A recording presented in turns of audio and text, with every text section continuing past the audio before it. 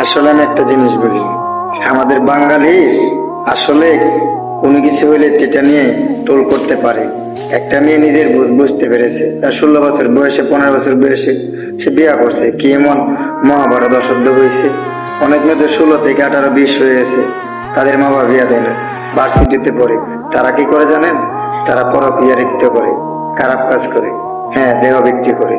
এই মেয়েটা জাস্ট নিজের ভুল বুঝতে পেরেছে, সে বিয়ে করছে অল্প বয়সে। বিয়ে করা হালাল জিনিস, সে হালাল পন্থায় চলে গেছে। ওইটা নিয়ে আপনাদের কেন তো মাথা ঘামা? আসলে এটাই আমাদের অভ্যাস। কেউ ভালো কাজ করলে সেটা দেখতে পারেন, যে খারাপ কাজ করে সেটাকে আমরা সম্মতি দিই।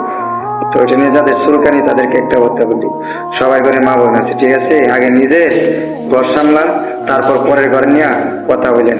কথাটা তিতা হলো, এটাই বাস্তব। আজ নিজের চরকায় তেল দেন, তারপর পরের চরকায় তেল দিতে আসেন।